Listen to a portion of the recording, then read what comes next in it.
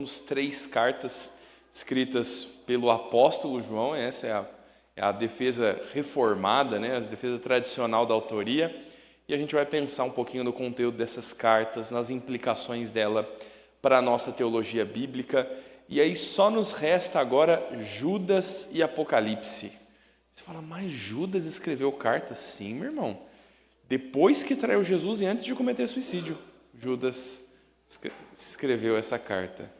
Se você quer saber se essa história é real que eu estou te falando, você vem aí que o Arsênio vai te falar um pouco mais sobre esse tal de Judas aí, quem é esse cabra e sobre o que ele escreveu. Aí você pergunta para o Arsênio lá, que vai dar essa aula sobre o roubo do corpo de Moisés. Só melhora essa história de Judas, né? Não é o Judas que traiu Jesus, irmãos, é outro Judas. Mas que ele diz lá que roubaram o corpo de Moisés, ele fala que houve uma tentativa. E aí, assunto para outra aula, e encerramos em Apocalipse ainda este mês, tá bom? Então, findamos este mês aí, uma jornada aí de 1 ano e meio, se não me engano, acho que talvez até mais, estudando teologia bíblica. Vamos orar, irmãos, para a gente começar? Pedir para a Maria Helena estar aqui na frente orar por nós. Santo e eterno Deus, nós te louvamos, Senhor, por mais essa oportunidade, mais esse dia que tu nos concede, Senhor, debaixo da tua graça, na tua casa, Senhor, que é o principal do dia. Muito obrigado, meu Deus, pelo trabalho do William, Senhor, que muito nos faz, meu Deus, refletir em nossas próprias vidas, Senhor. E agora, Pai, abençoa grandemente os estudos que teremos sobre os últimos capítulos da nossa palavra, Senhor, para que ela penetre em nossos corações, Senhor Deus, e nós possamos ser melhores pessoas para te servir, Pai. E é no nome santo de Jesus que nós oramos e te clamamos, Senhor, a tua graça sobre nós. Amém, Jesus. Muito bem, queridos. Vamos pensar aí sobre as cartas de João. A gente vai olhar as 3 cartas. Se você quiser manter a sua Bíblia aberta aí, na primeira delas, nós vamos passo a passo olhar as cartas de João. E a segunda e a terceira carta eu vou abordá-las ao meio, porque você vai ver que são cartas muito curtas, elas têm pouquíssimos versículos. Na verdade, cada uma delas é um só capítulo com poucos versículos. E os assuntos que João trata na segunda e na terceira carta são muito coerentes com a primeira.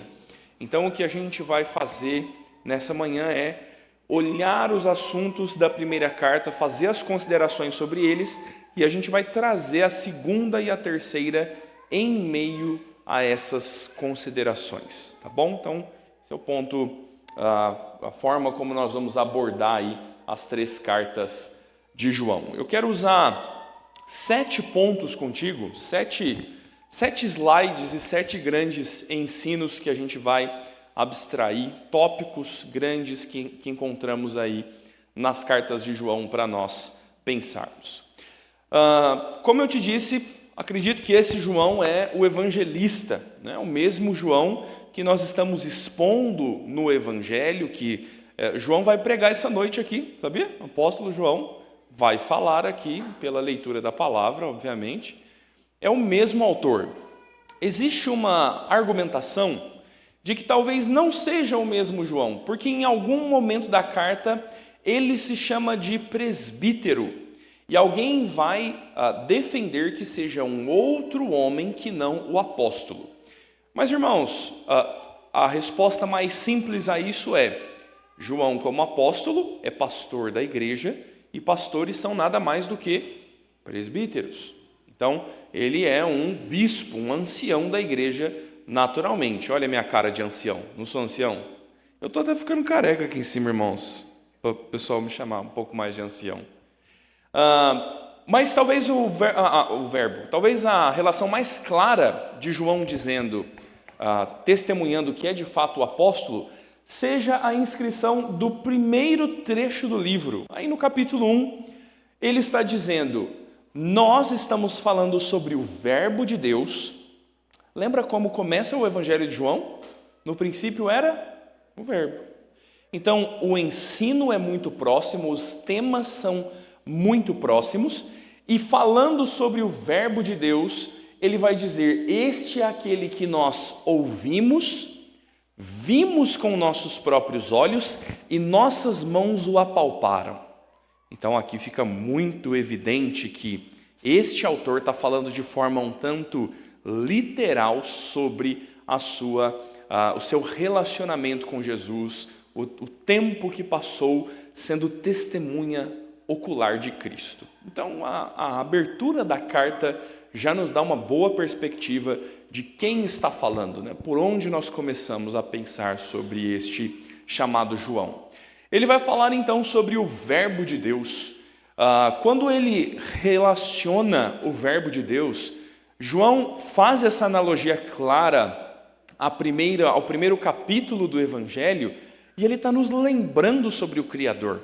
As coisas continuam se resumindo a Cristo, a vida evangélica é centralizada em Cristo. E falar sobre Jesus como verbo da criação é, para nós que estamos tratando de teologia bíblica, uma ligação essencial. É nós pensarmos que uma das últimas cartas registradas na Escritura, essa é uma das últimas, tanto na ordem dos livros bíblicos, está pertinho de Apocalipse, mas é também uma das mais antigas escritas. Talvez os evangelhos tenham sido escritos, se não me engano, Marcos é o mais recente, no ano 50, 60 depois de Cristo. Essa carta já está próxima do ano 90 depois de Cristo, entre o ano 70 e 90 depois de Cristo. Então você tem um ensino já consumado. Mas este ensino tem uma ligação direta com Gênesis. João está nos mostrando que, desde a criação do mundo, o verbo de Deus, aquele por meio do qual todas as coisas foram feitas, é o mesmo que continua agindo na vida dos crentes. O testemunho de João é nos mostrar que a unidade da Escritura está sempre testemunhando Cristo, o mesmo Senhor agindo do princípio ao fim nas nossas vidas, na criação. Existe uma amplitude da ação do verbo de Deus sobre nós. Esse testemunho de João é importante para que seja uma credencial dele que está falando, e agora ele seja digno de ser ouvido. As igrejas às quais ele vai escrever, e nós não sabemos quais são, nós não conhecemos o destinatário exato dessa carta, mas os leitores de João vão lhe dar ouvidos porque ele é um apóstolo e ele é uma testemunha ocular de Cristo. Mas João, fundamentando assim o Senhor Jesus, ele também está já tratando de uma heresia. Hoje é dia de heresia, irmãos. Nós vamos falar de gnosticismo, nós vamos falar de tudo de pior que vem ali no primeiro século, porque João está combatendo estes falsos ensinos. Então, a credencial de João, sendo aquele que viu e que apalpou o Senhor Jesus, é ao mesmo tempo dizendo: olha, Jesus era homem de verdade, tá? Porque eu o apalpei. Então, a heresia do docetismo, que nós vamos tratar essa manhã, está alegando que Jesus não é homem verdadeiro. João está dizendo: eu vi, eu ouvi e as minhas mãos apalparam. Desde já ele está defendendo a igreja contra essa heresia do docetismo.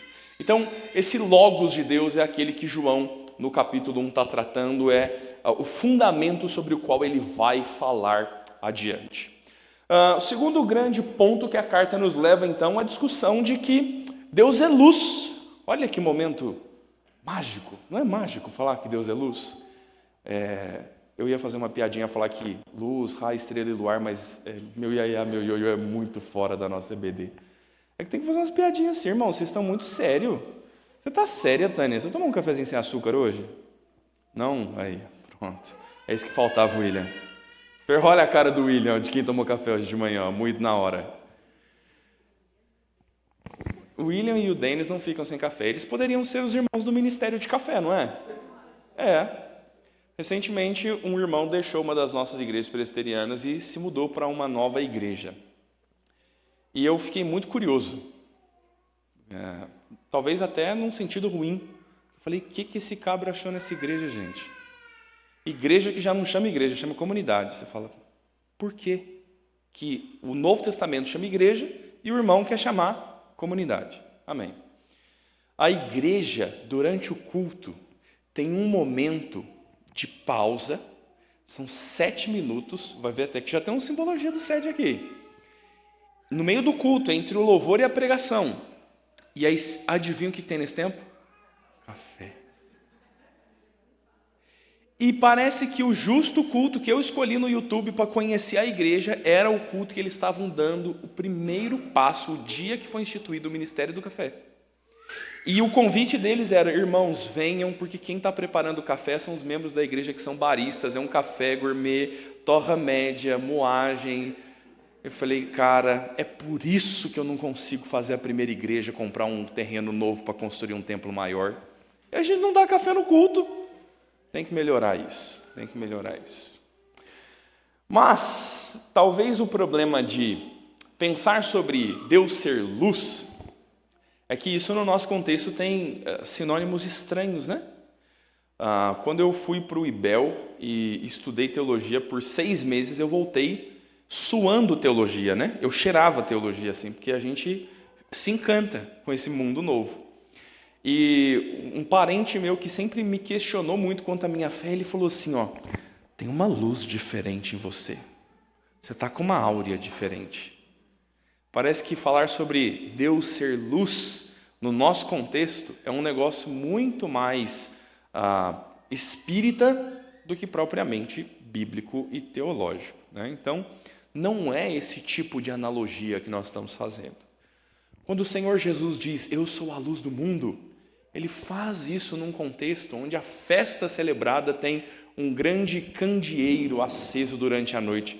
E Ele está dizendo, estão vendo esse candeeiro? Estão vendo essa luz acesa que ilumina todos os terraços de Jerusalém? Eu sou a luz do mundo. Eu estou iluminando a existência. Nós estamos pensando nesse contexto. Não há nada místico envolvido em João, pelo contrário. João é muito objetivo quando ele está falando sobre Deus ser luz. Primeira consideração dele, se Deus é luz, nele não há trevas. Falamos sobre isso aqui mais cedo. Alguém orou ou citou dizendo, acho que foi o William na devocional disse, o Senhor nosso Deus é santo, e o que não é santidade é pecado. Não há meia luz, não há nenhuma forma de penumbra na vida. Ou você está andando iluminado pelo Senhor, na palavra e no caminho do Senhor, ou você está em trevas. No Senhor não há trevas. Ele ilumina toda a nossa existência. João está dizendo, temos pecados, mas somos perdoados pela nossa confissão. Aquele que está no Senhor anda na luz. Olha como é que aqui o misticismo cai. O que é andar na luz? É viver em fidelidade e santidade perante o Senhor. Quem está vivendo em pecado, quem descumpre as leis de Deus e aborrece ao Senhor, não está na luz. É algo claro e objetivo o significado de luz no Evangelho de João e agora aqui na carta de João. Então o convite dele para nós, e 1 João é um texto que sempre está nas nossas liturgias, né? Tem mais de um trecho falando sobre confissão de pecados. Ele está dizendo, se você não está na luz, se arrependa, confesse o teu pecado, se volte para o Senhor, Ele é perdoador e você vai se reconciliar com Deus. Então, é simplesmente escolher o teu caminho. Você vai andar pelo largo ou pelo estreito, você vai andar na luz ou você vai andar nas trevas. O Senhor Jesus nos diz, quem comigo não ajunta, espalha. Não dá para ser meio crente, não dá para ser parcialmente iluminado por Cristo. Nesse contexto, a gente está pensando se cristãos modernos são suscetíveis a esses erros. Quanto as nossas vidas estão suscetíveis a deixar a luz de Cristo e andar em trevas. Lá em João, houve a referência no Evangelho de que aquele que anda na luz não tropeça. Me lembro de ter pregado sobre isso algumas semanas atrás. Aqui na carta ele vai citar a mesma coisa mais uma vez. Como que a luz do Senhor precisa iluminar as nossas vidas? Como que os mandamentos do Senhor vão ser para nós lâmpada para os pés e luz para o caminho? Olha como é que a teologia bíblica está fazendo até o uso das mesmas analogias para lá no livro de Salmos, o Salmo 119, nos contar que o trabalho da palavra de Deus é clarear o nosso caminho. Se João escreveu às igrejas, o ensino é igualmente importante para nós. Se você anda na luz, meu irmão, cuidado para que não deixe de andar. Nós somos igualmente suscetíveis. Se João está ofertando perdão, é porque nós podemos nos desviar do caminho do Senhor. Nós estamos sujeitos a abandonar o caminho do Senhor. Por que essa pergunta, se nós estamos suscetíveis aos mesmos erros, é importante? João está dizendo assim, vocês entenderam o que é pecado? Certo. Então quem diz que não peca, está enganando a si mesmo e não está na luz. Imagina, pastor, eu não estou me enganando. Tá. Você está se enganando e você está vivendo no pecado, amaziado com ele, achando que está tudo certo. O William te provou isso hoje de manhã. Lendo e refletindo sobre mentira. Você já mentiu? Quanto você já mentiu? Porque talvez mentira para nós seja o Ivan dizer para a Carol assim, não, meu bem, eu não gastei tudo isso nessa chuteira nova não, ela foi só R$93. R$393. Mas a Carol ia bater um brigão com ele. Ele comprou uma chuteira Nike Mercurial para jogar futebol. E a Carol tá precisando comprar uma roupinha de frio para a Laura. Parece que isso é mentira, não é? E olha, subornar testemunhas. Olha esse exemplo, esse aqui é bom, hein, William? Esse aqui é bom. O Ivan está em casa com as duas crianças, ficou com as crianças para a Carol sair. E o Benjamin está numa birra. O Ivan fala assim, eu vou te dar esse chocolatinho, só se você não contar para a mamãe.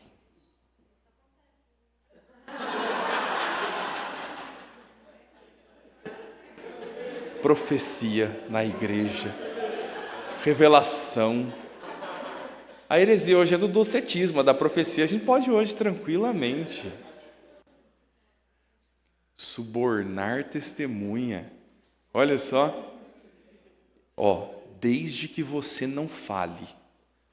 Meu irmão, será que nós não estamos andando em trevas com a consciência limpa demais, não? Olha para você ver que perigo. A gente está ensinando nossos filhos a mentir por recompensa quando a gente faz isso. Olha que perigo. E a gente olha o texto de João, lê ele na liturgia e diz, obrigado, Senhor, porque não sou como estes mentirosos. Obrigado, Senhor, porque na minha vida só falo a verdade. Mas fala a verdade inoportunamente, né? Você tem alguém de quem você não gosta. Eu não vou muito com a cara da Daisy. Daisy canta, mas não canta tão bem assim. E eu sei que a Daisy é parente do Arsênio. E eu sei que a Daisy fez um comentário sobre o Arsênio. A Daisy falou assim, nossa, o Arsênio come demais, né? Mas no contexto a Daisy disse, mas ele é tão saudável, ele vive na academia, sabia? Olha, ele come demais porque ele é fitness. Ele se preenche de proteínas para ter energia para gastar na academia. Mas eu vou falar a verdade inoportunamente, dizer, Arsênio, vamos almoçar lá em casa, pode ficar tranquilo que eu vou fazer 3 quilos de carne, já que a Deise falou que você come muito mesmo. Eu menti? A Deise não falou isso? Mas eu falei inoportunamente, eu moldei a verdade. Olha, eu estou gostando desse assunto da mentira. Não, é porque, irmãos, a confissão de fé é fantástica. As aplicações ali são fantásticas. Ela diz sobre calcar a força da verdade. Calcar a força da verdade. O Fernando diz que ia jogar bola junto com o Ivan, porque o Ivan comprou uma chuteira nova. Mas o Fernando não é tão jogador de futebol assim. E o Ivan nem chamou ele para jogar bola. O Fernando, na verdade, foi no boteco. Dá uma esquentada que está frio. A Evelyn trouxe o assunto para o pastor. O Ivan decidiu ajudar o Fernando. O Ivan, nesse dia, nem jogando futebol, não tá dormindo em casa, sexta-feira à noite. Mas ele falou assim, Evelyn, calma, não seja tão dura com o Ivan, não é, com o Fernando, não é tão bem assim. Mas muito bem, ele poderia ter ido para o futebol, e na volta do futebol, eu acho que você está sendo exagerada. Uma pinga não mata ninguém, só mata as bactérias da barriga, pronto. Você vai acabar com o teu casamento, você vai fazer isso. Só porque o Fernando contou uma mentirinha. Ó, ó o tamanho da mentirinha dele, ó. Poxa, Evelyn, olha, eu acho que você está sendo exagerada. O Fernando mentiu para a esposa, traiu a confiança dela, envolveu o Ivan numa mentira e fez isso tudo dando mau testemunho, bebendo no boteco ali da esquina da Alameda Yaya ainda. É porque o William viu. O William passou. Eu sou bom de criar história, não é? Só história ruim. Eu nunca vou escrever as crônicas de Holanda do Leandro Lima, né? É só historinha ruim, assim. Eu seria bom para um site de fofoca aí. Mas Deus não agrada, né? O que o Ivan está fazendo nessa cena? Ele está tirando força da verdade do que o Fernando fez. Ele não está desmentindo, ele não está ocultando, mas ele está fazendo com que um pecado grave não pareça tão grave assim, calcando força da verdade. Então, irmãos, é só usar dos exemplos para a gente pensar se a gente está andando na luz. Porque quem vai julgar vai ser o Senhor. Talvez você engane a tua esposa. O pastor, então, me engana. Aí dobra eu facinho, eu sou bobo de tudo. Mas quem vai julgar a nossa vida é o Senhor. Como você anda na luz? Como você tem vivido em santidade perante o Senhor? Quando você tem andado no caminho do Senhor? Então o convite de João é, olha, se você não tem andado bem nesse caminho, se volte. Ele diz, filhinhos, escreva estas coisas para que não pequeis. Qual é o objetivo do crente? Não pecar. Se, todavia, algum de vós pecar, temos junto a Deus um intercessor. Temos um advogado. Ele vai arbitrar a nossa causa. É Jesus Cristo justo. Então, advogado para nós é um tanto depreciado, né? É pobre que dos dois escolheram a profissão errada. O Ivan escolheu a profissão errada, né? Tá? Já é maltratado de cara, né? Por ser advogado. Tem a fama de desonesto. Mas, na verdade, meu irmão, qual é o trabalho de um bom advogado?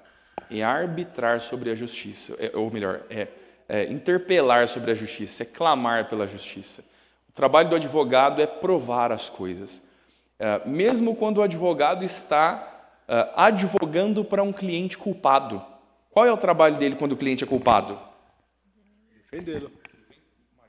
Mas ele é culpado. Mesmo assim. O advogado vai promover para que mesmo o culpado receba a justa pena. A justa pena. Então, nós não vamos pesar a mão sobre ninguém. Em todos os casos, Cristo está lá. E Cristo, como advogado, ele se apresenta como nosso substituto. A razão que Cristo apresenta perante o Senhor é: Senhor, de fato, Pai, este é culpado, mas eu me sacrifiquei por ele. Perdoe-lhe a dívida. Então, que graça, irmãos, é ter Cristo como intercessor. Essa é a bênção para a gente poder cantar. Meu advogado é o meu Senhor. Olha que bênção. A música reformada calvinista. Para nós, né, os irmãos que nunca saíram da IPB nem conhecem. O Andrei nem riu. Conhece a música? Ah, bom. Ele falou que conhece só porque ficou com vergonha. Muito bem. Um terceiro grande ponto para nós em João, nas cartas de João. Um mandamento antigo. Para ganhar estrelinha na EBD. Se você tivesse que resumir todo o Pentateuco em uma frase, como você resumiria? E aí, Juliana Massarelli, você está muito quietinha hoje. Como você resumiria todo o Pentateuco em uma frase? Dica, Jesus já fez isso. E aí, Gustavo? Toda a lei de Moisés. Moisés, o autor do Pentateuco, né? Se eu precisasse resumir todos aqueles ensinos, Levítico, Número, Deuteronômio, em uma frase. Todas as coisas e ao próximo como a ti mesmo. É que ele ganhou a estrelinha, que ele foi mais rápido. João está nos lembrando sobre este antigo mandamento. Meu irmão, como é gostoso ler a carta de João. Quando ele nos chama e diz assim, não vos dou um novo mandamento. Então, por que você está escrevendo? Para que vocês voltem à prática das boas coisas ensinadas na Escritura. Para que vocês se lembrem de que Deus é amor e de que o mandamento do Senhor é: amem um ao outro. Eis um princípio perdido no nosso contexto, né? Olha para você ver, vou te provar que amor é um princípio deturpadíssimo no nosso contexto. Se hoje eu te falar quem é a turma do amor no Brasil, você pensou em quê? Quem não pensou em política, levanta a mão. Não acredito que ninguém. A turma do amor, quem é a turma do amor no Brasil hoje? Não pode falar isso. Os crentes, Gustavo, muito bem. Vocês pensaram no quê? Vocês pensaram no amor venceu. Amor para nós virou xingamento político. Olha que desgraça, meu irmão. Algo que é atributo de Deus. Deus é amor. E nós precisamos amar ao próximo como a nós mesmos. Nós precisamos socorrer o nosso irmão e amá-lo incondicionalmente. Credo, pastor, que papo de esquerdista. Exato, meu irmão. Até o esquerdista, às vezes, acerta no relógio. Relógio quebrado 2 vezes por dia é da hora certa. Até mesmo aqueles que estão numa ideologia completamente antibíblica, em algum momento, quando eles defendem o justo uso do amor, talvez eles acertem nesse único ponto. Não num amor que ignora todos os erros, mas um amor que é, de fato, derivado do Senhor. João vai fazer essa defesa. O apóstolo vai nos falar que quem ama genuinamente está na luz, e quem não está na luz não ama de fato. É que hoje transforma o amor em libertinagem, né? Então a gente tem não só um conceito político, mas de que tudo é permitido, né? A gente vê que a história se repete ao longo dos anos, né? Desde que o apóstolo falava, outros apóstolos falaram também, até os nossos dias parece que nada muda, né? Quando se faz algo em nome do amor, sempre parece justificar qualquer coisa, né? E não parece um ato bíblico próprio dos crentes.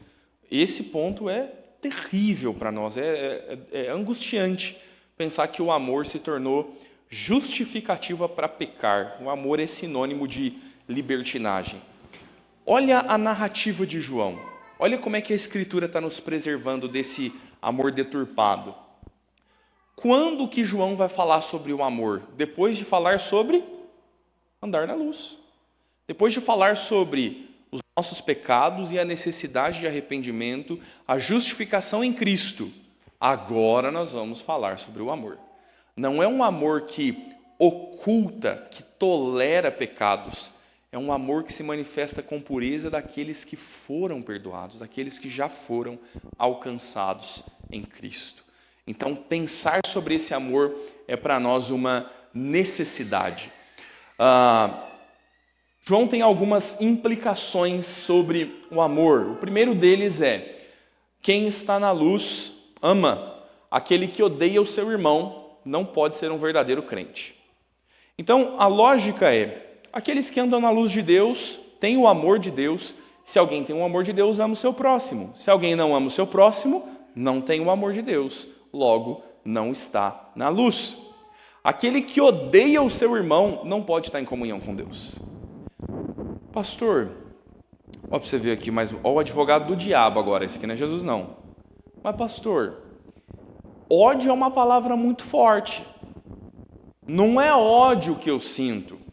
Eu só não quero conviver com aquela pessoa nunca mais na vida e espero que ela morra enforcada. Não é ódio que assim, não é ódio. Eu só não gosto. Não gosto dessa pessoa. Não gosto da cara dela, do jeito dela, de como ela fala. Não quero que ela fale com os meus filhos, que ela se encontre comigo, que ela um dia cite o meu nome. Mas não é ódio. Até mesmo porque ódio não é uma coisa da turma do amor. A gente só ama. Olha como a gente vai mudando os termos. como é que você definiria odiar o seu irmão? Evelyn, como é que você diria assim?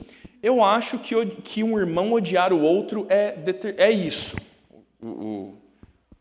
Você tem 3 segundos até o Paulo trazer o microfone, para você pensar na resposta. Como eu acho que é odiar alguém? Descreva uma pessoa que odeia seu irmão. Como ela age? Tentando todo tipo de maldade, em pensamento, em ações contra a pessoa. Me dá um exemplo. Prejudicando, tentando fazer a pessoa se dar mal, com tudo que ela puder, né, no contexto. Se for no trabalho, prejudicando com o chefe, se for na família, fazendo fofoca, trazendo fatos, como você falou, né, fatos de intrigas. Se for vizinho, vai colocar alguma coisa lá na casa de todo tipo de maldade, né, de coisas para prejudicar a pessoa.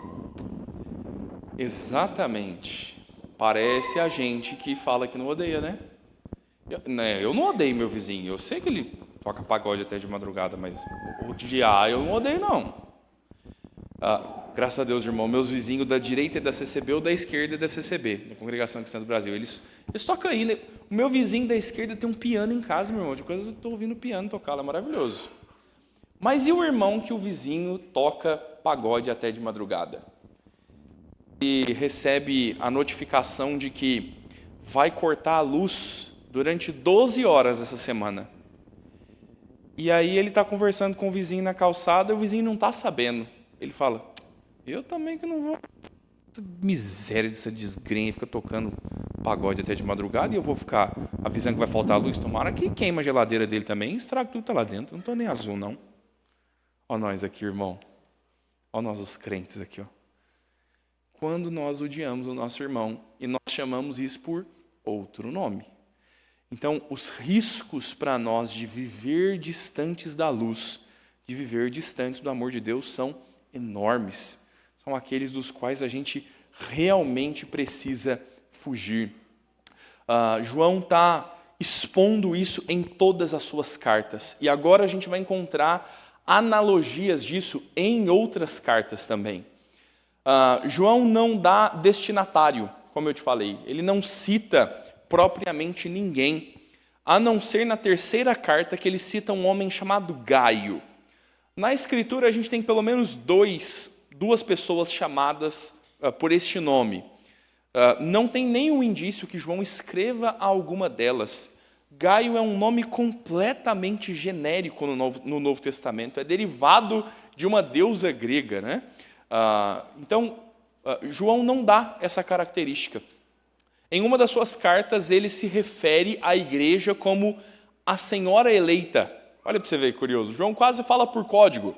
Talvez por causa da perseguição, João está escrevendo dessa forma, para que as cartas não sejam vistas com cunho religioso, mas sejam vistas como um tratamento familiar, igual nós já fizemos com missionários. Chamávamos de primos, chamávamos Deus de pai em e-mails, em troca de conversas, né?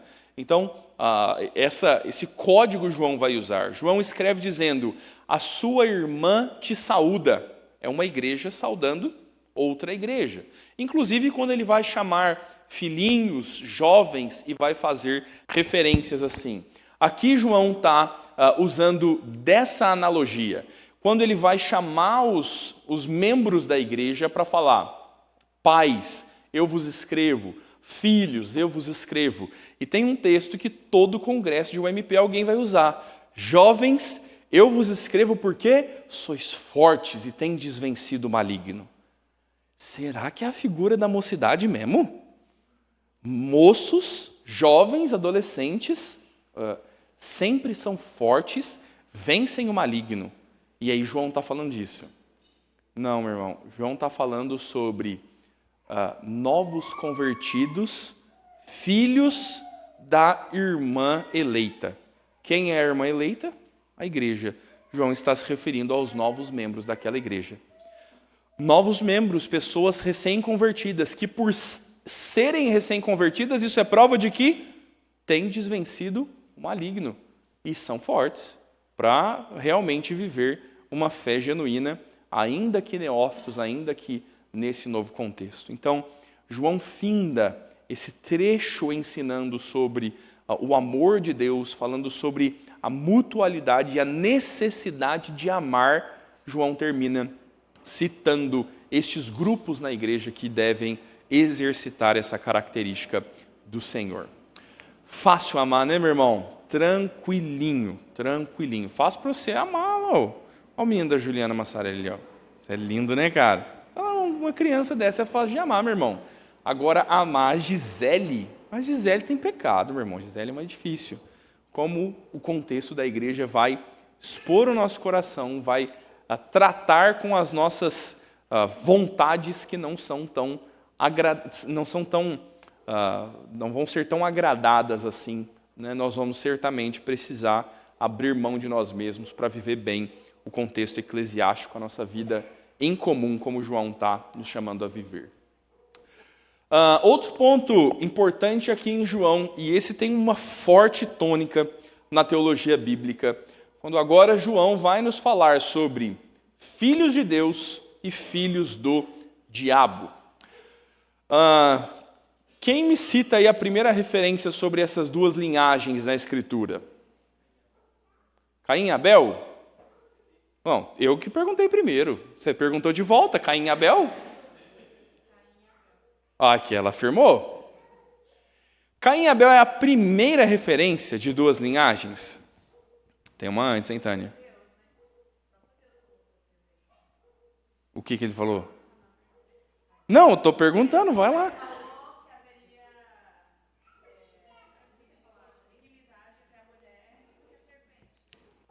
Exatamente. Caim e Abel não está errado não, mas tem essa referência antes. Gênesis 3,15. Nós anunciamos isso aqui lá nas primeiras aulas de teologia bíblica. Olha como Gênesis está fundamentando a primeira carta de João. Gênesis está dizendo, haverá inimizade entre a descendência da serpente e a descendência da mulher. É Satanás e seus filhos, é o Senhor Jesus como descendência da mulher e aqueles que estão em Cristo. Haverá inimizade entre eles. Caim e Abel é explicitamente essa cena. Os descendentes de Caim vão ser terríveis. E a turma do grupo dos lares viu isso no primeiro estudo lá de Noé. O contexto, as primeiras cidades, a iniquidade crescente começa nos descendentes de Caim. Lameque está se gloriando as suas duas esposas de um homem que debochou dele, ele foi lá e matou. Então, é o cangaço do Antigo Testamento, né? O negócio é feio ali. Por outro lado, você tem Sete e a sua descendência. E Deus dizendo, e a partir daqui, passou-se a invocar o nome do Senhor. Aqueles que estão vivendo no temor de Deus, aqueles que estão vivendo longe do Senhor. Meu irmão, inúmeras linguagens para falar de um mesmo ensino. Luz e trevas. É João nos expondo agora de forma mais clara que os que estão na luz são filhos de Deus, os que estão em trevas são filhos do diabo. Credo, pastor, que coisa ruim ficar falando que o povo é filho do diabo. Quer dizer que meu amigo que não é convertido é filho do diabo? É a palavra que está falando, meu irmão. Nós éramos, por natureza, filhos da ira de Deus. Nós estávamos debaixo de juízo. E é assim que andam os mentirosos. Quem é o pai da mentira? Rapaz. Então, Ivan, você pensa em Satanás quando você for dar chocolate para o seu filho, tá? Olha para você. Não, mas dá o chocolate e conta, compra a briga. Dei chocolate mesmo para o menino. E aí? Aí...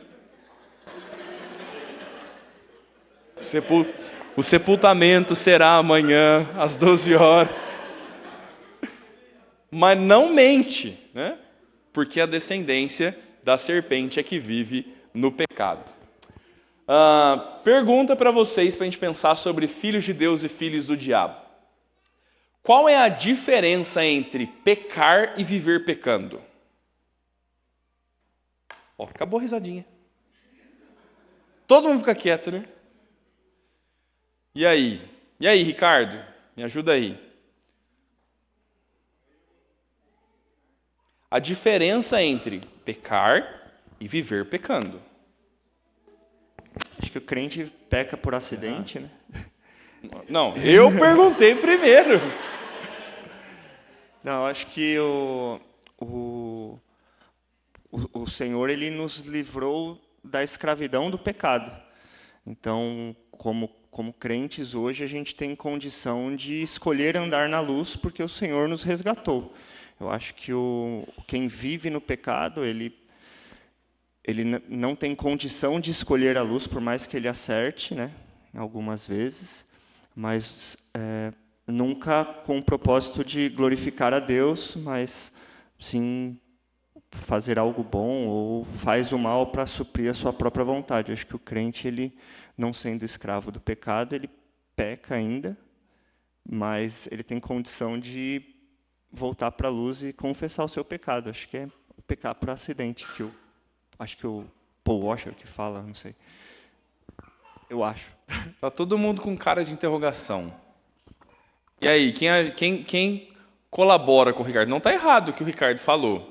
Vai lá, Gustavo. Não, é que eu passei por isso Pecar? na minha transição. Não. Na minha Pecar ou viver no pecado? O Lucas está Calma, vou perguntando. explicar. Não, porque eu passei por uma transformação de vida, né? Eu não era cristão, vivia no mundo e em 2011 eu passei por uma transformação. E eu tive essa dúvida, assim, não exatamente assim, mas nessa ideia de que quando eu cheguei na igreja eu não sabia se eu podia usar uma roupa de futebol, eu não sabia se eu podia falar gíria, eu não sabia se eu podia olhar para as meninas, eu não sabia. É pecado ou não é pecado falar gíria? É pecado ou não é pecado uma mentirinha? Eu não sabia, eu não tinha esse discernimento total. Aí vem a questão, né? O pecar é quando você comete algum vacilo, você faz alguma coisa errada assim, pô, era pecado, eu vou uma mentirinha, sabe assim, às vezes assim, muito sutil, mas é um pecado. Agora, o viver no pecado seria você estar naquele pecado, sabe que está errado, mas continua fazendo, mas sabe que mas continua fazendo. Por mais que você vacile, mas continua fazendo, e se continuar fazendo, é quando é o correto. Por mais que você peça perdão a Deus, se arrepender, Senhor, me perdoa, aí já é uma outra situação. Mas se viver no pecado e não fazer nada com relação a isso, pô, pequei, estou continuando no pecado e não peço nem perdão, nem me arrependo, eu acho que você viver no pecado. Então, o que eu penso? Eu acho que tanto o Ricardo quanto o Gustavo falaram a mesma coisa. Os dois falaram a mesma coisa. É que o Ricardo usou uma linguagem teológica e o Gustavo falou assim, ó, uma coisa é pecar e se arrepender, outra coisa é pecar e continuar pecando eternamente. Essa é a diferença. Onde é que os crentes se enquadram nisso aqui? Deixa eu te lembrar, provavelmente você já conhece, você fez discipulado, você lembra disso aqui na apostila. Santo Agostinho, ai que católico, né? Agostinho de Hipona, melhorou para você? Fala de quatro perspectivas da vida humana, 4 pontos em que alguém pode se encontrar. O primeiro deles é Adão. Adão pode pecar. Qual é a condição espiritual de Adão? Ele pode pecar. Ele é um pecador? Não. Ele vive na prática do pecado? Não. Mas ele tem condições de vir a pecar no futuro? Tem. E por isso ele pecou. Quem teve essa condição que Agostinho está falando como a primeira? Só Adão. Adão e Cristo. E o Senhor Jesus não vai cair no mesmo erro. A segunda é o homem caído, o homem em queda. Ele só pode pecar. Então, o homem, na miséria do pecado, quanto ele acerta, quanto ele faz direito? Nada. Essa é a condição que o Gustavo estava falando. Eu era assim quando não era convertido. Pecava e continuava, pecava e não me importava. Talvez até batia um peso na consciência, mas eu voltava a fazer. Então, isso é viver na prática do pecado. É esse segundo ponto, é o não convertido. Quando o crente é convertido, ele pode não pecar. O que isso quer dizer? Crentes pecam? Sim. Eles são escravos do pecado? Não. O pecado para o crente é o quê? Como o Ricardo falou, é um deslize.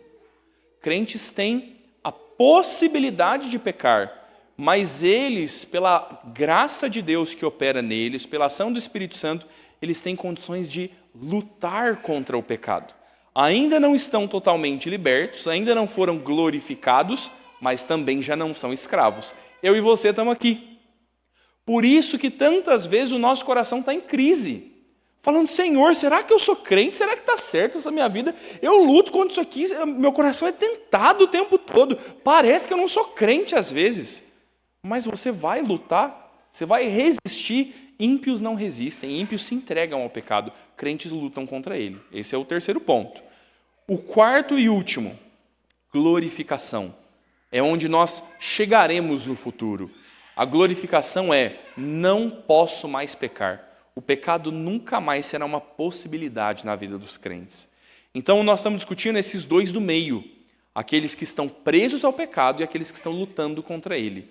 Essa é a diferença de viver no pecado ou pecar. Pecar é um deslize. Viver na prática do pecado é estar preso a ele, é estar ainda debaixo da mão de Satanás.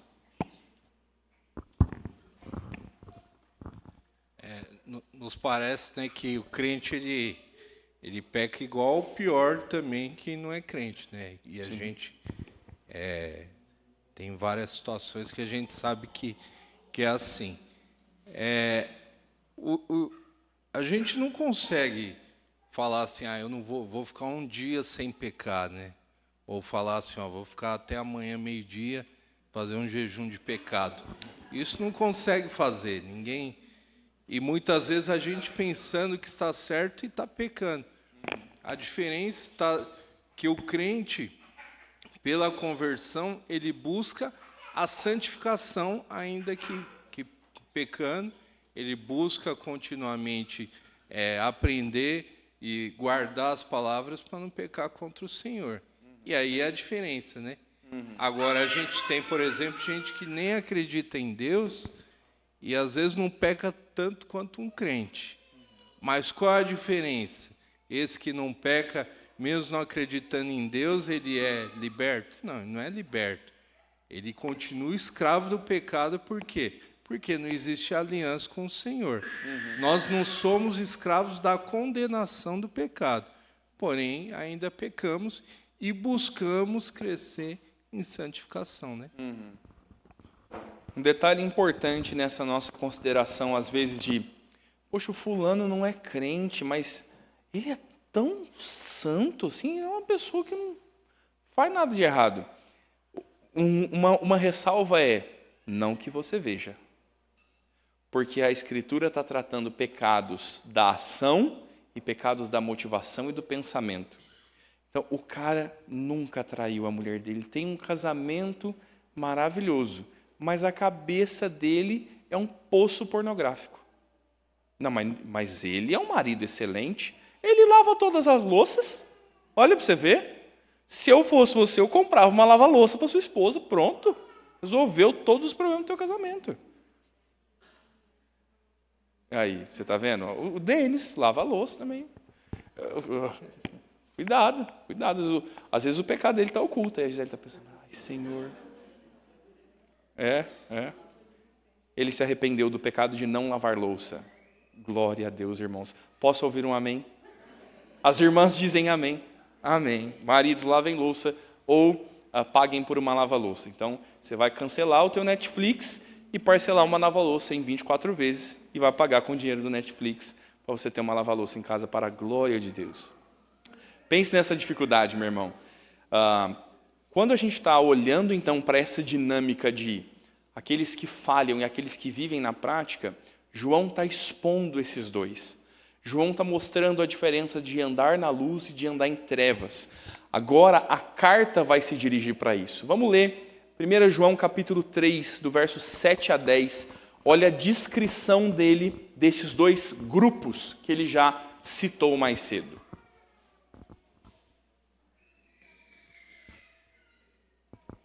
Quem achar aí pode ler.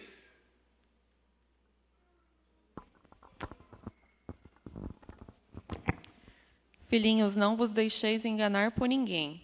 Aquele que pratica a justiça é justo, assim como ele é justo. 10, né? Aquele que pratica o pecado procede do diabo, porque o diabo vive pecando desde o princípio. Para isso se manifestou o Filho de Deus, para destruir as obras do diabo. Todo aquele que é nascido de Deus não vive na prática do pecado, pois o que permanece nele é divina semente. Ora, esse não pode viver pecando, porque é nascido de Deus. Nisso são manifestos os filhos de Deus e os filhos do diabo. Todo aquele que não pratica a justiça não procede de Deus, nem aquele que não ama o seu irmão. Como que se torna, então, manifesto? Como que se publica a tua fé? Através da tua prática. Então, como vivem os filhos do diabo? Praticando o pecado. Como vivem os filhos de Deus? Praticando amor, João está dizendo.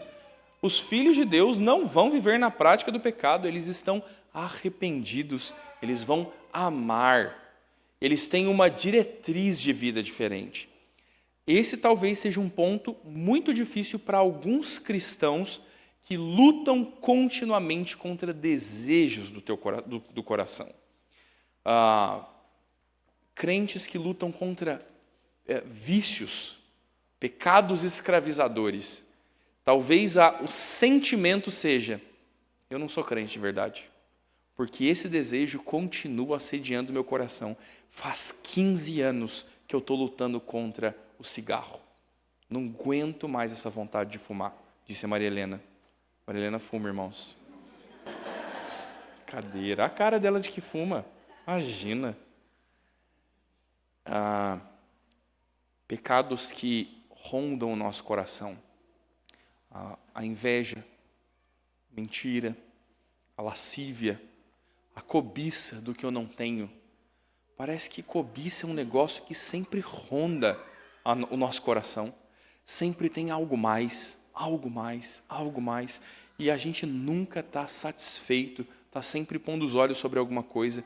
E talvez nesse texto você esteja considerando a tua vida e você fale, mas será que eu sou crente de verdade?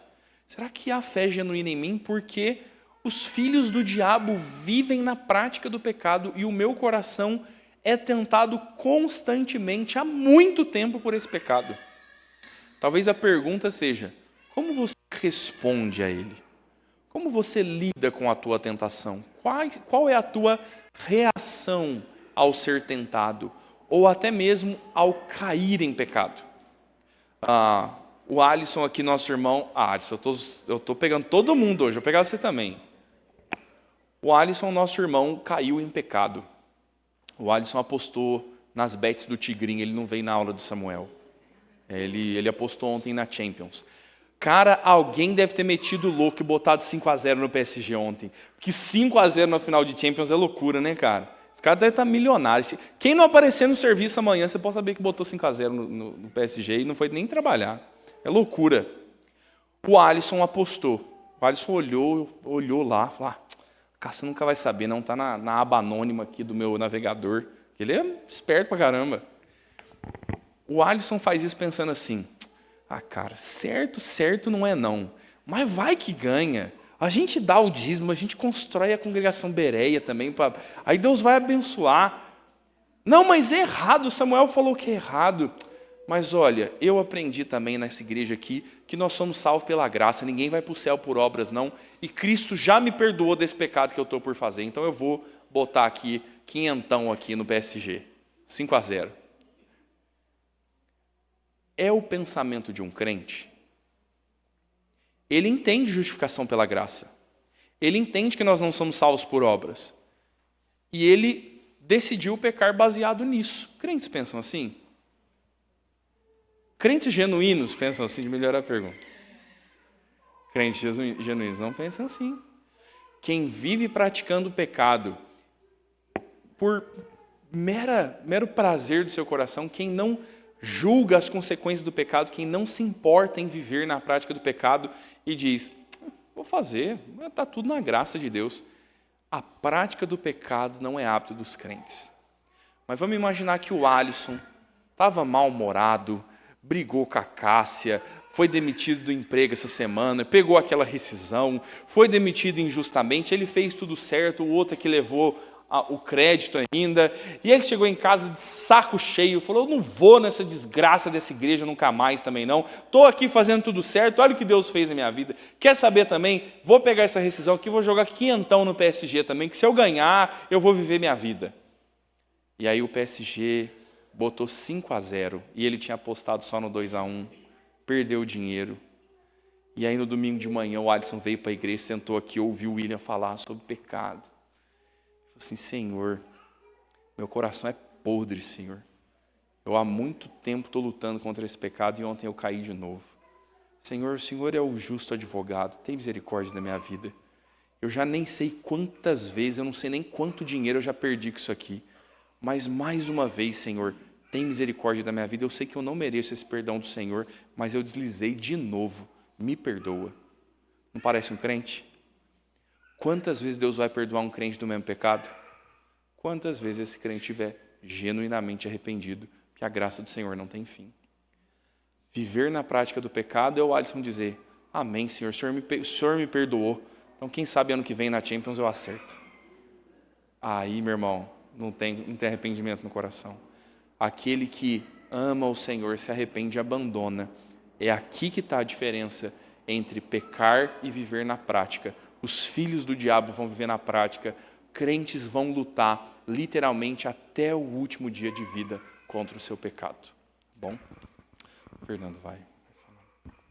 Eu estava até comentando aqui com a Evelyn, esses dias eu estava vendo um vídeo do pastor Arival, ele foi muito, assim, bem... Estava falando sobre o pecado. Você pode até pecar, mas Deus, Ele te ama tanto, Ele entregou o seu Filho a ponto de se sacrificar para te amar. Então você pode até pecar, mas você pode ter certeza que você não pode abandonar os meios de graça, porque os meios de graça é a única coisa que a gente tem para se arrepender dos nossos pecados. A oração, a comunhão, a leitura da palavra. Então você pode até pecar, mas se afastar dos meios de graça, não pode fazer. Isso é lutar contra o pecado, né, meu irmão? Aquele que peca, se decepciona consigo mesmo e diz, esse negócio de fé, de evangelho não é para mim não, eu sou ruim demais, e abandona o evangelho, esse nunca foi salvo. O verdadeiro salvo vai lutar contra a sua carne, ele vai fazer morrer o seu velho homem. Essa é a nossa luta. Vai lá, Ricardo.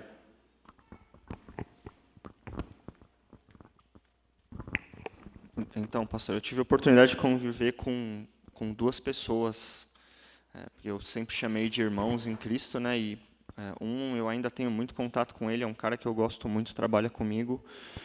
E durante a pandemia ele literalmente abandonou a fé. E ele tem indícios, né, de que o Senhor nunca o converteu. E um outro que trabalha comigo também, esse é mais próximo de mim, né? Eu sempre peço oração por ele, o Leandro. Ele também teve um período muito difícil da vida dele ali, durante a pandemia também. Ele foi para o interior e não conseguiu emprego, pegou Covid, ficou super mal. E ele ficou em trevas profundas, assim, até quando ele voltou aqui para São Paulo e a gente trabalhando junto. Mas é muito diferente você conviver com uma pessoa que é crente, o Senhor regenerou realmente, ele está lutando contra o pecado, e uma pessoa que simplesmente apostatou porque o Senhor nunca moldou o coração, sabe? Fala assim, Deus mata a criança no Antigo Testamento, não é esse o meu Deus, entendeu? Uhum. E o Leandro, vou usar o nome dele aqui, vou ler. O Senhor, e eu trouxe isso porque também o Senhor persevera no crente, sabe? Era impressionante, assim, ele falou que uma coisa que incomodou muito ele foi quando eu parei de exortar ele. Porque eu estava toda hora falando e teve uma hora que eu larguei ele, falei, vou fazer igual o apóstolo Paulo, vou largar ele para Satanás. Assim. E ele falou que isso incomodou muito ele, a gente ainda seguia convivendo, até que um dia o Senhor, por meio da esposa, eu não lembro o que aconteceu, mas ele caiu no choro e voltou para o Senhor, sabe? Então é bem diferente o crente que não é mais escravo do pecado. Sim. E aquele que nunca foi liberto, sabe? Olha um exemplo disso que o Ricardo está falando aqui na carta de João. João estabeleceu para nós um parâmetro, uma teoria, vamos dizer assim. E agora ele está escrevendo a terceira carta. E lá ele vai citar como que isso está acontecendo na prática, com dois irmãos diferentes, com duas pessoas diferentes. Um vivendo no temor do Senhor, amando seus irmãos, vivendo como um genuíno crente, e outro no extremo oposto disso. Vamos ler 3 João, capítulo único. Não tem capítulo, né? Esqueci disso. 3 João, versos 9 e 10. Perdão, versos 5 a 10 a gente vai ler. Gaio e Diótrefes. Eu vou falar um outro nome grego que nem existe, que eu ia inventar aqui. O Samuel vai ler para nós aí. Escrevi alguma coisa à igreja, mas Diótrefes, que gosta de exercer a Samuel, primazia... perdão de interromper, meu irmão. Do verso 5 ao 10. Pode começar mais cedo um pouquinho. Amado, procedes fielmente naquilo que praticas para com os irmãos, e isto fazes mesmo quando são estrangeiros, os quais perante a igreja deram testemunho do teu amor. Bem farás encaminhando-os em sua jornada por modo digno de Deus, pois por causa do nome foi que saíram, nada recebendo dos gentios. Portanto, devemos acolher esses irmãos para nos tornarmos cooperadores da verdade. Escrevi alguma coisa à igreja, mas Diótrefes, que gosta de exercer a primazia entre eles, não nos dá acolhida. Por isso, se eu for aí, far-lhe-ei lembradas as obras que ele pratica, proferindo contra nós palavras maliciosas. E não satisfeito com essas coisas, nem ele mesmo acolhe os irmãos, como impede os que querem recebê-los e os expulsa da igreja. Irmãos, olha a diferença que João está citando entre Gaio e Diótrefes. João está dando graças pela vida de Gaio, um irmão que vive a fé e que demonstra isso na prática. Amor genuíno pelos irmãos é visto na prática. Ele recebe os irmãos na sua casa, ele acolhe os irmãos que estão em necessidade, até mesmo aqueles que são estrangeiros. E todos esses acolhidos por Gaio dão testemunho do amor desse irmão. O oposto faz Diótrefes. João está tentando escrever a igreja, Diótrefes tira fora o que ele escreve. Diótrefes não recebe ninguém em casa, não deixa ninguém receber e expulsa da igreja os que precisavam ser acolhidos. Olha como que a terceira carta de João está demonstrando na prática a teoria que João já nos ensinou. Existem filhos de Deus e filhos do diabo. Existem aqueles que estão vivendo no temor do Senhor e para agradar a Deus, e aqueles que, abandonando completamente a fé, estão vivendo nos piores caminhos que seu coração pode oferecer. Então, chama teu filho de Gaio, chama de Diótrefes não, aí ficou ruim, né? Mas eu não vou poder fazer isso, porque a Sara vai ter uma menina. Olha que bom momento para contar, né? Descobrimos essa semana, estamos na bênção aí.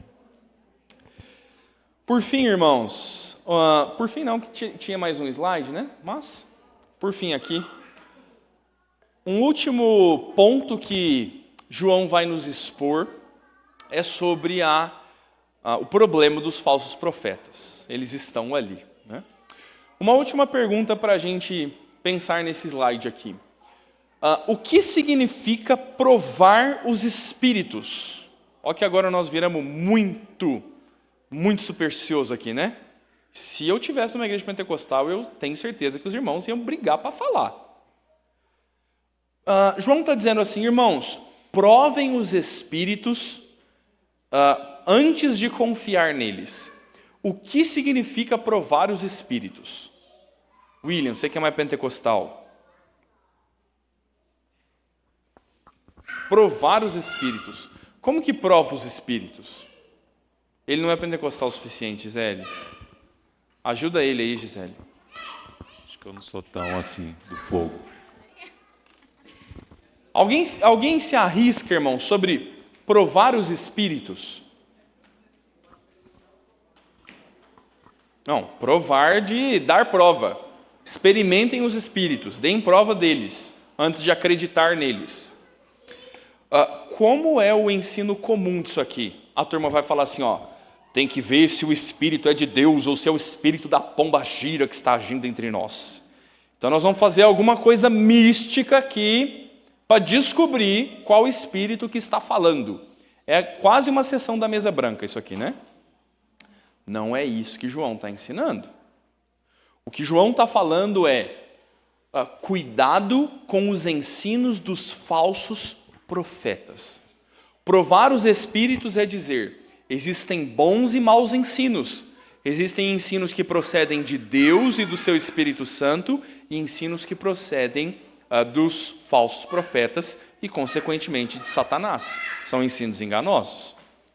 Qual é o grande, terrível ensino que está acontecendo aqui na igreja? Não sabemos em qual exatamente. Parece ser um problema do primeiro século. O grande, terrível ensino é o docetismo.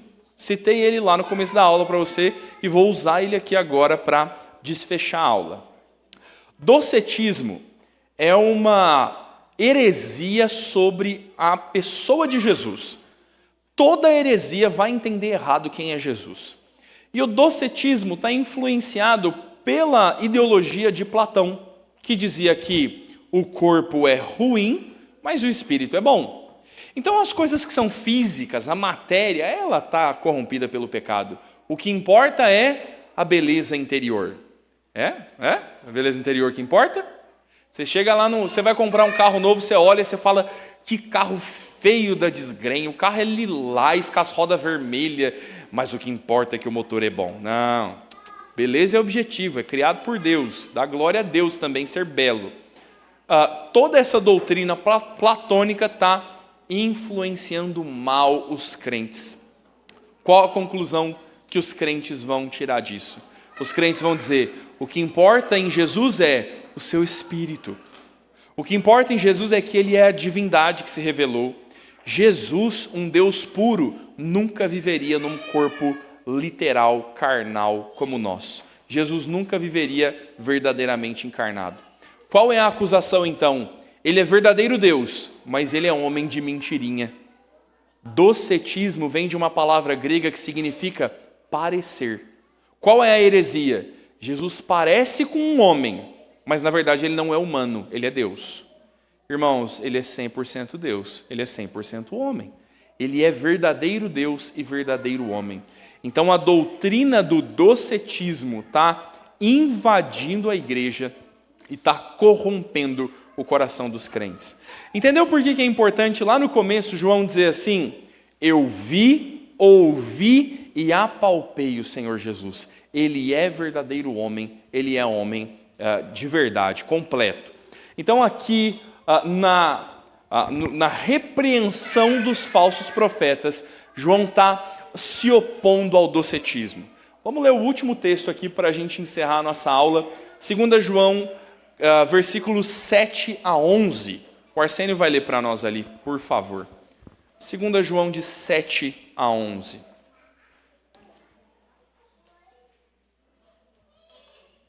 Ó, a gente tem que atualizar o relógio ali, tá? Porque eu estou atrasado por causa daquele relógio, viu, Cacá? Olha lá o relógio grande lá, ó. Eu tenho 1 minuto ainda de aula. Pode ir? Pode ir. Porque muitos enganadores têm saído pelo mundo fora, os quais não confessam Jesus Cristo vindo em carne. Assim o enganador e o anticristo. Acautelai-vos para não perderdes aquilo que temos realizado com esforço, mas para receberdes completo galardão. Todo aquele que ultrapassa a doutrina de Cristo e nela não permanece, não tem Deus. O que permanece na doutrina, esse tem tanto o Pai como o Filho. Se alguém vem ter convosco e não traz essa doutrina, não o recebais em casa, nem lhe deis boas-vindas, porquanto aquele que dá boas-vindas faz-se cúmplices das suas obras más. Então, a heresia que está assolando a igreja é justamente essa. Alguns estão negando a humanidade de Cristo. O que João está instruindo a igreja? Não deem ouvidos, não deem ocasião para esses ensinos, não estejam com eles, nem os recebam em casa, porque vocês vão se tornar cúmplices dos seus falsos ensinos. Então, a repreensão de João é para que a igreja se oponha ao docetismo. Qual é a grande chamada de João? Julguem os falsos profetas, julguem os ensinos, permaneçam na doutrina de Deus, entendam o que está sendo ensinado. E é esse chamado de advertência que ele vai explicar que, na verdade, é julgar os espíritos. Discernir entre espíritos é julgar o que é certo e o que é errado, o que está sendo bem ensinado e o que está sendo mal ensinado. Ao final desse trecho, provar os espíritos é reconhecermos, e aí essa é a citação de João, o espírito da verdade e o espírito do erro.